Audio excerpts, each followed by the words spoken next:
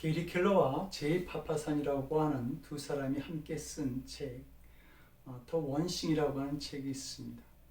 이 책의 포인트는 한 가지에 집중하라, 그 말입니다. 가장 소중한 단 하나의 가치, 단 한 명의 사람, 단 하나의 아이디어, 단 하나의 문제가 우리의 삶을 변화시킬 수 있기 때문입니다. 모든 문제를 한꺼번에 해결을 하려고 하지 말고 가장 중요한 문제 한 가지를 해결하면 큰 문제도 해결된다는 것이죠. 크고 많은 일을 하려고 하지 말고 지금 내게 주어진 그리고 내가 하고 있는 그 한 가지 더 원싱을 승리하게 되면 더 큰 문제도 이겨낼 수 있다라고 말하고 있습니다.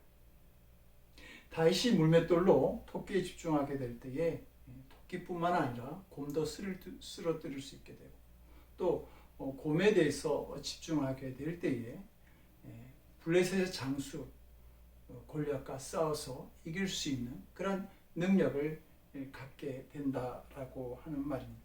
그러므로 더 원싱을 찾아내는 것, 그것이 인생에 굉장히 훌륭한 지혜가 된다라고 말하고 있습니다. 근데 성도 여러분, 우리의 문제가 무엇입니까? 우리가 해결해야 될 더 원싱이 있다라고 하는 것, 하나의 문제가 있다라고 하는 것을 모르고 살아가는 것입니다. 그래서 간절함이 없습니다. 그리고 그 문제를 찾았다고 할지라도 어떻게 그 문제를 해결해야 될지 모른다라고 하는 겁니다. 그러다 보니까 하나님에 대한 갈급함도 없는 것이죠.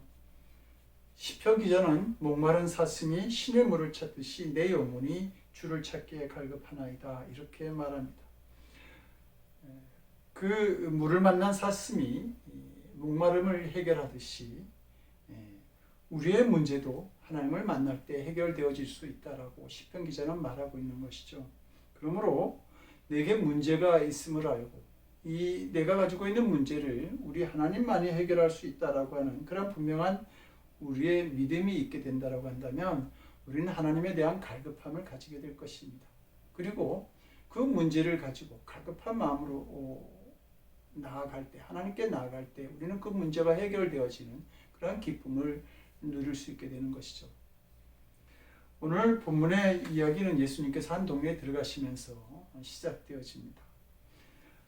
그때 온몸에 이 나병에 걸린 한 사람이 수많은 무리를 뚫고 예수님 앞에 나가서 꿇어 엎드립니다. 이 나병 환자의 행동은 당시 유대사에서는 도저히 있을 수도 없고 또 있어서도 안 되는, 해서도 안 되는 굉장히 파격적인 그런 행동이었습니다.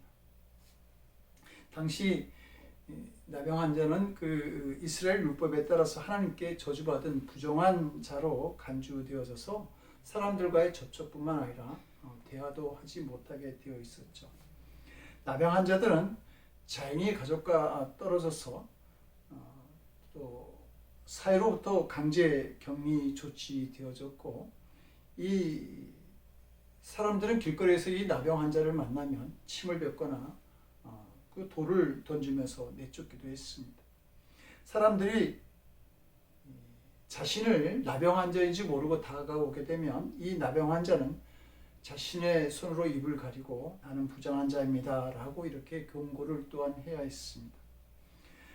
이렇게 나병 환자에 대한 부정적인 인식으로 인해서 그들은 사회적으로 이렇게 매몰되어졌고 또 격리 조치로 인해서 그 사람들에게 잊혀진 존재, 그런 천대받는 인간 이하의 취급을 받고 있었던 것이죠.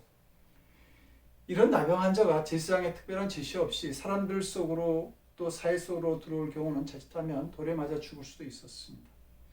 이런 상황에서 지금 나병 환자가 불쑥 수많은 무리 사이를 뚫고 예수님께 나와서 꿇어 엎드린 것이죠.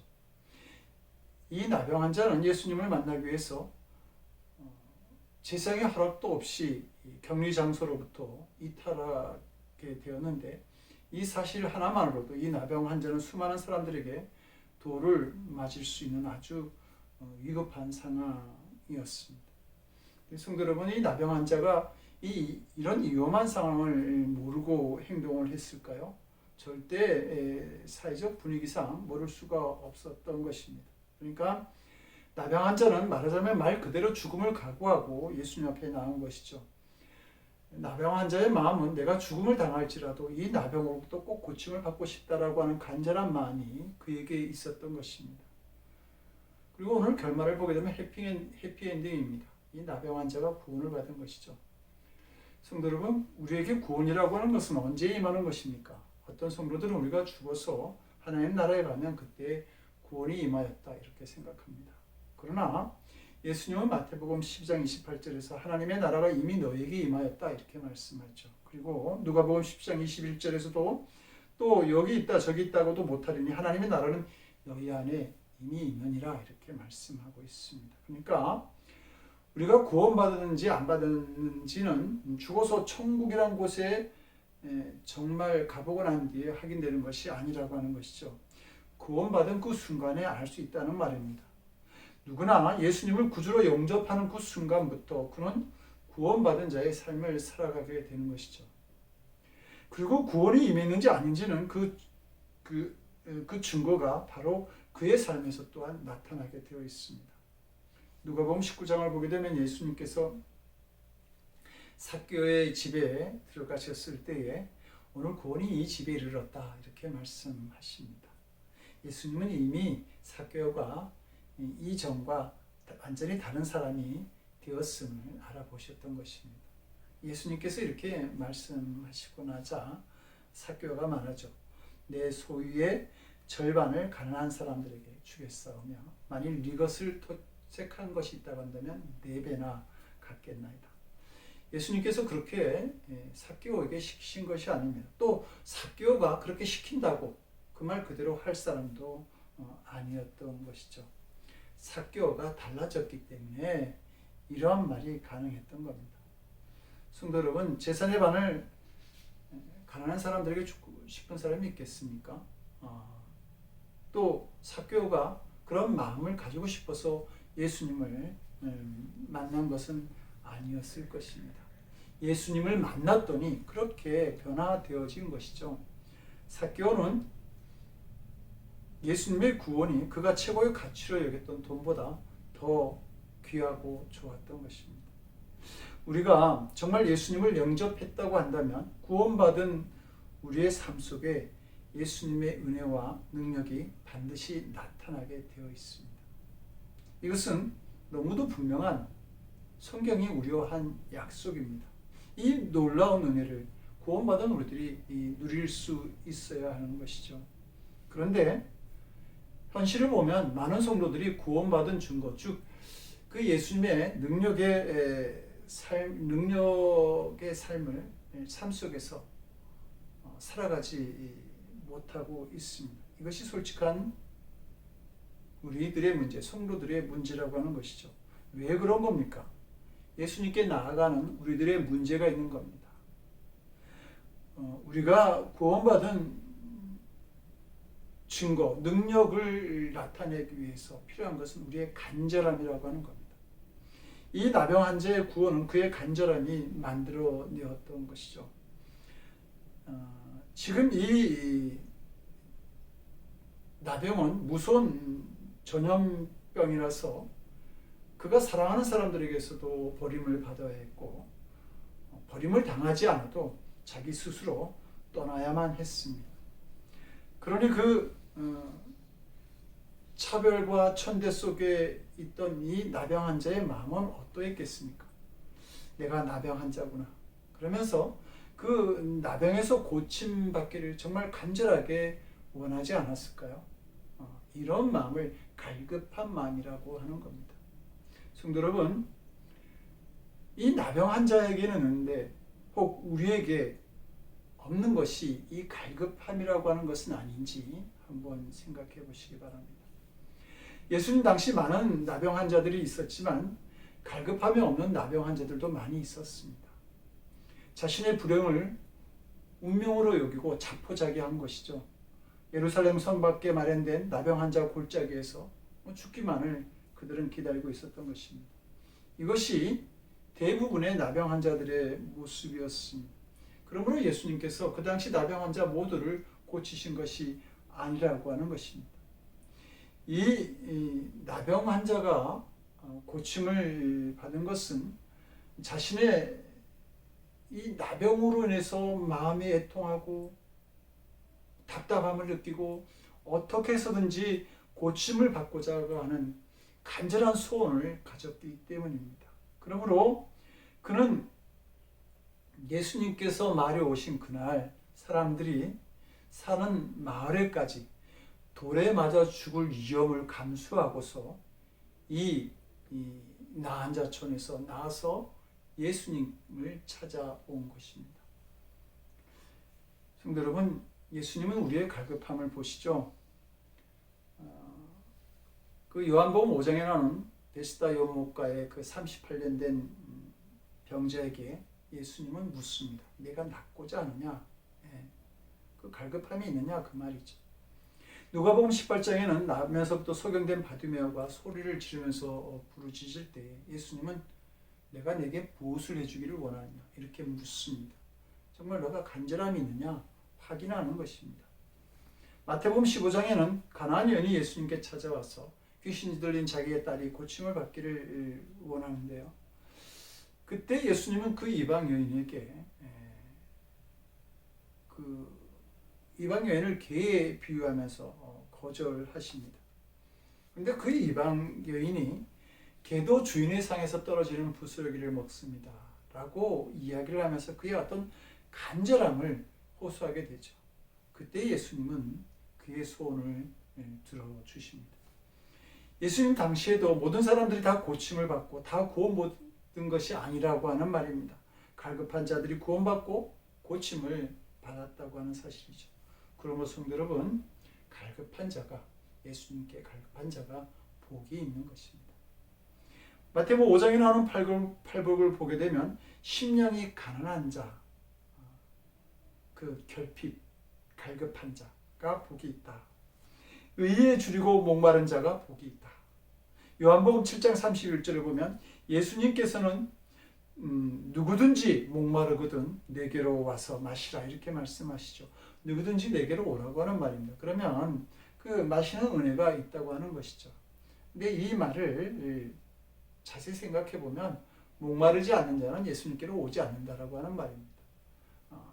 그러므로 목마른 자가 갈급해하는 자가 복이 있는 것입니다. 성도 여러분, 여러분들은 그 예수님에 대한 목마름이 있습니까? 갈급함이 있다고 한다면 어느 정도 목이 마르신지, 죽음을 각오하고 예수님께 나온 이 나병 환자처럼 그러한 어떤 간절함이 있는지, 아니면 내가 뭐 나병에 걸린 것도 아닌데 어떻게 나병 환자처럼 목마를 수 있겠습니까? 이렇게 생각을 하게 되는지요. 이 마음이 문제가 되는 것입니다. 정말 죽을 정도로 예수님께 목이 마른 사람은 비록 세상에 아무리 중요한 일이 있더라도 그 자리에서 예수님을 찾아오게 됩니다. 이 문둥병자처럼 말입니다. 그러나 적당히 목이 마르면 세상에 급한 일부터 하죠. 예수님도 믿지만 사실은 세상에 대해서 더 목마르기 때문입니다. 하나님은 예레미야 선지자 시대에 이스라엘 백성들의 문제에 대해서 예레미야서 2장 13절에서 이렇게 말씀하십니다. 내 백성이 두 가지 악을 행하였나니 곧 그들이 생수의 근원이 되는 나를 버린 것과 스스로 웅덩이를 판 것인데 그것은 그 물을 가두지 못할 터진 웅덩이들이라 이렇게 말하고 있습니다. 그들은 생수의 근원이 되시는 하나님을 버리고 자신들의 목마름을 해결해 주지 못할 헛된 우물을 파고 있었던 것입니다.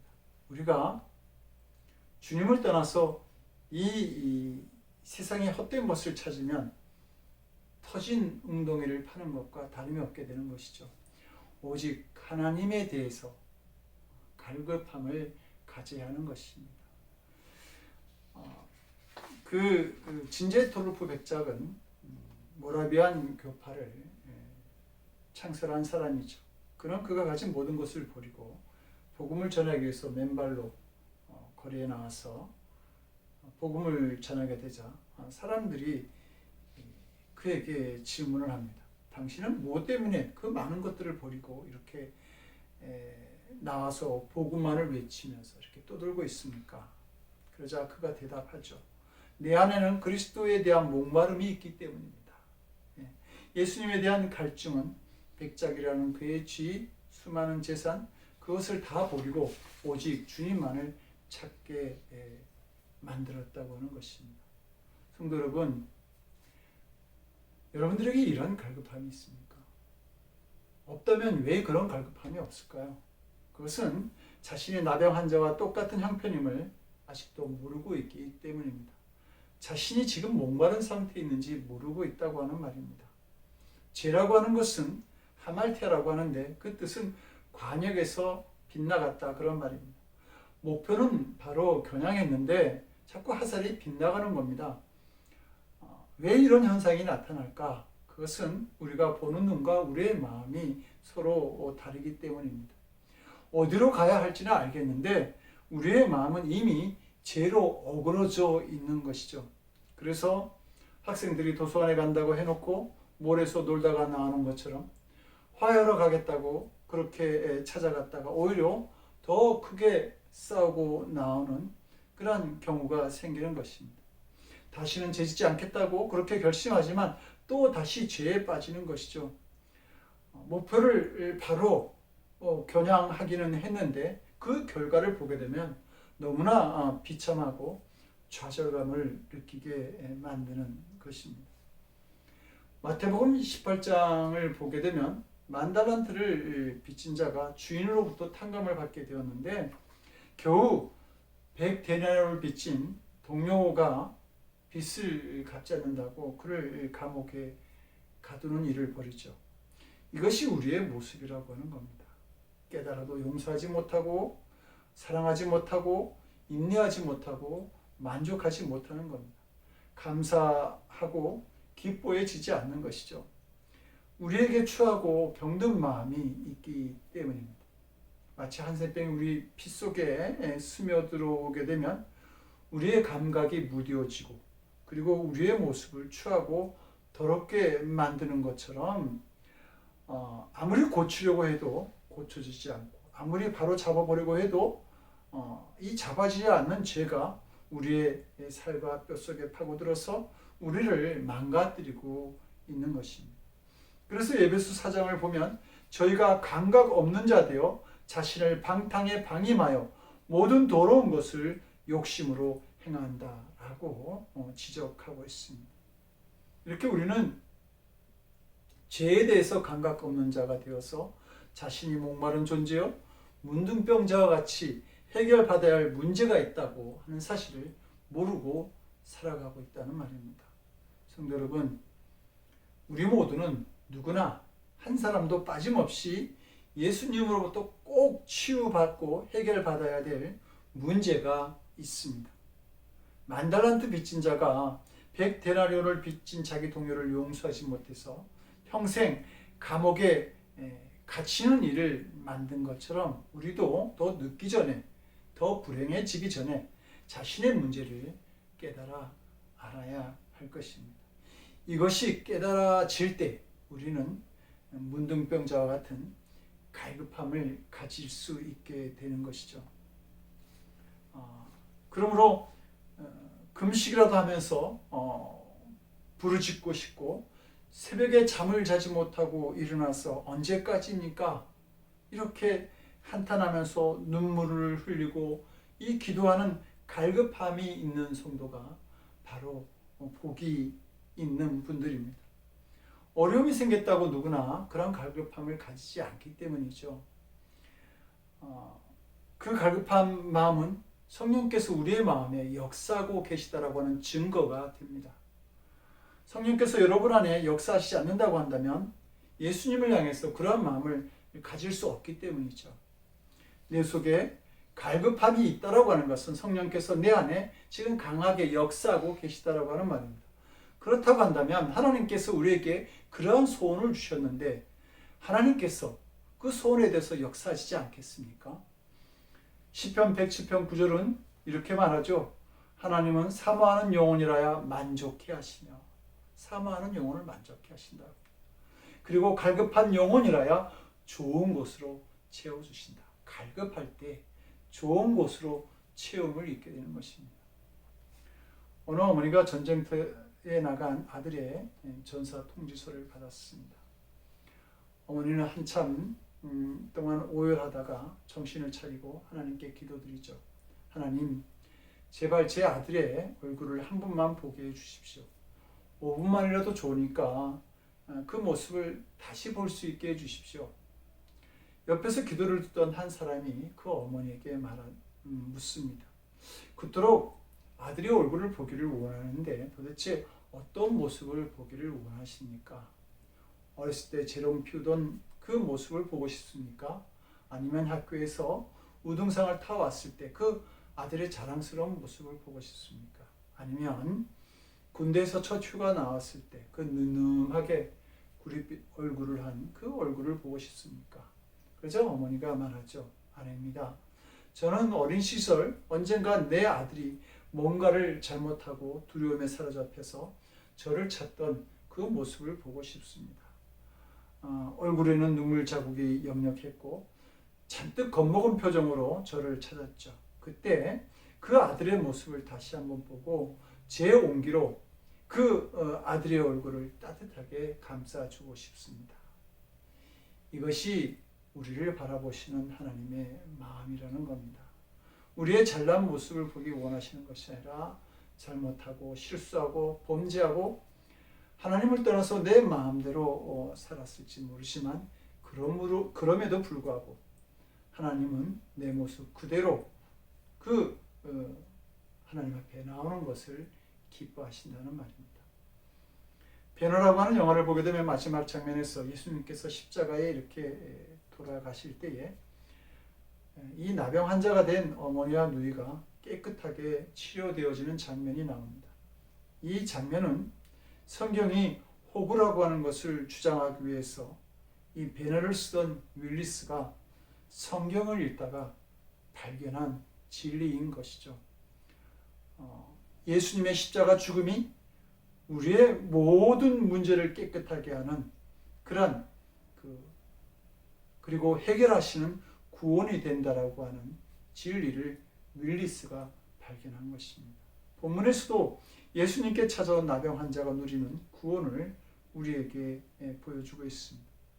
첫째로 그의 몸의 구원, 그의 몸에 나타나는 질병이 고침을 받게 되죠. 질병의 유증에 따라서 중증 환자와 경증 환자로 구분하기도 하지만 질병을 치료하는 기간에 따라서도 그 질병의 위중을 구분하기도 하죠. 그 짧은 기간에 치료가 가능하면 경증 환자인데 오랜 시간 입원을 해서 치료를 받거나 회복이 불가능한 회복이 기약도 없이 치료를 받아야 되는 그런 경우는 중증 환자로 구분을 합니다. 그러나 오늘 본문에 나온 나병 환자는 나을 것이라고 하는 희망을 전혀 가질 수 없는 죽음보다 더 독한 질병을 가지고 있었습니다. 그런데 지금 손가락과 귀가 없어지고 눈이 주저앉고 얼굴이 일그러지고 점점 몸이 썩어 내려가는 이 사람의 몸에 예수님께서 손을 대시고 기도하신 후에 그의 몸이 깨끗하게 된 것입니다. 열왕기하 5장을 보게 되면 나아만이 이 요단강의 몸을 7번 담근 후에 그의 치료된 몸에 대해서 성경은 어린아이와 같았다, 어린아이 피부와 같았다 이렇게 말합니다. 썩어가던 피부가 어린아이와 같이 되는 구원이 이 나병 환자에게 일어난 것입니다. 예수님은 우리의 육신의 문제도 이렇게 구원을 베풀어 주시는 것이죠. 둘째로 그의 마음도 구원을 받게 됩니다. 이 사람은 나병으로 인해서 육신의 병뿐만 아니라 가족과 사회로부터 격려와 차별을 받는 그런 마음의 병을 가지게 되었습니다.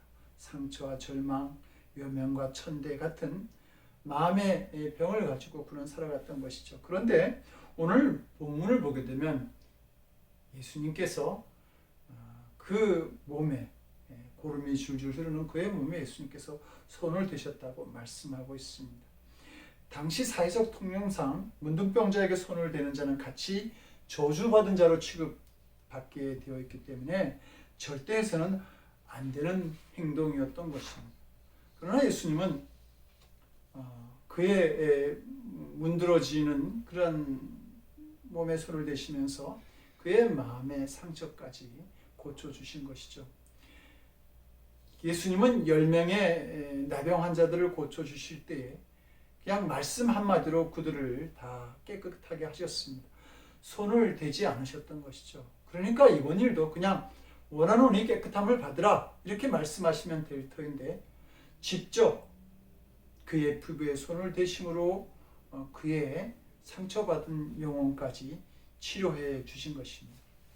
셋째 나병 환자는 그의 영혼까지 구원을 받았습니다. 예수님은 이 나병 환자에게 내가 원하니 깨끗함을 받으라 이렇게 말씀하시죠. 레위기를 보게 되면 이 나병은 부정한 것으로 죄와 관련이 있는 것을 이렇게 기록되어 있습니다. 그러니까 예수님이 깨끗하게 하신 것은 그의 문둥병뿐만 아니라 죄의 문제까지도 깨끗하게 하신 것이죠.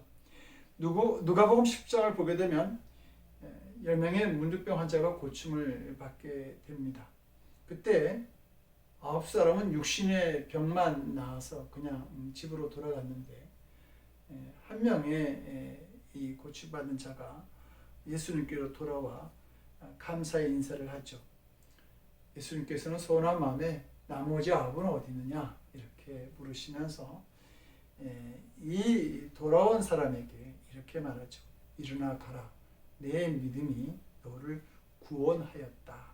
그러니까 이 나병 환자는 육신의 질병뿐만 아니라 그 영혼도 구원받게 된 것입니다. 마가복음 2장을 보게 되면 중풍병자를 지붕에 뚫고 매달아 내리는 그런 장면이 기록되어져 있는데 그때 예수님께서 그 중풍병자에게 말하지 않습니까? 소자야 내 죄 사함을 받았느니라. 그러니까 예수님은 단순히 병만 고치신 것이 아니라 그 영혼까지 구원하게 하시는 그런 분명한 증거의 말씀을 남기고 있는 것입니다. 예수님은 우리의 영혼까지 구원하시는 분인 것이죠. 그리고 오늘날에도 이 구원의 역사는 똑같이 나타나게 됩니다. 예수님의 구원은 우리 육신의 문제, 마음의 문제, 이 영혼까지 다 회복시키시는 완전한 구원, 전인적인 구원으로 우리에게 찾아오시는 것이죠. 간절함으로 예수님께 나아가는 사람들마다 삶의 모든 부분에서 구원받은 증거가 다 나타나게 되어 있다는 말입니다. 그래서 예수님은 나은 자에게 이렇게 말씀하시죠. 가서 제사장에 내 몸을 보이라. 마찬가지로 예수님은 우리에게도 가서 누구에게나 자 봐라. 나의 얼굴을 보고 우리의 가정을 보고 내 인생을 보라. 누구든지 와서 봐라. 이렇게 외칠 수 있게 하신다고 하는 것이죠. 예수님은 우리에게 간증거리를 주시는 분입니다. 예수님은 구원을 갈급해하는 이 땅의 모든 사람들에게 먼저 구원받은 우리로 하여금 참 구원의 표적을 삼으시고자 하는 그러한 뜻도 있는 것이죠. 이것이 갈급한 심령으로 예수님을 찾는 우리들에게 주시는 구원이라고 하는 말입니다. 성도 여러분, 목마름을 아는 일이 복이 됩니다. 갈급함을 느끼는 분이 복이 있다는 말입니다. 갈급한 심령으로 언제나 주님을 찾아가는 우리들이 되어서 우리에게 구원을 베푸기를 기뻐하시는 예수님의 은혜를 언제나 경험하며 살아가는 성도들이 되시기를 주님의 이름으로 간절히 축원드립니다. 기도하시겠습니다.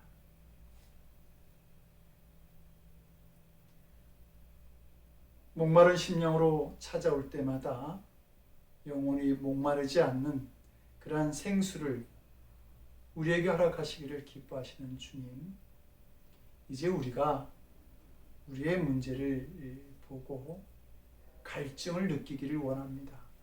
문제를 볼 수 있는 저희들이 되게 하시고 그 갈급함을 들고 주님께로 나아가서 우리의 목마름을 해결하시는 주님의 은혜를 경험하는 저희들이 될 수 있도록 주여 도와주시옵소서. 그 해결받은 또 목마름을 가지고 간증하는 삶을 살아가는 우리의 인생이 되도록 주여 도와주시옵소서. 이제는 우리 주 예수 그리스도의 크신 은혜와 아버지 하나님의 극진하신 사랑하심과 성령님의 감화 감동 우리 안에 교통하시고 역사하시는 놀라우신 은총이 이제 갈급함을 느끼면서 주님 안에서 해결받기를 원하고 또 그 해결받은 은혜로 간증하는 삶을 살아가기를 원하는 거룩한 성도들 머리 위에 저들의 가정과 저들의 일터와 저들이 기도하는 그곳까지 우리 주님의 은총이 영원히 함께 하옵시기를 간절히 축원드리옵나이다. 아멘.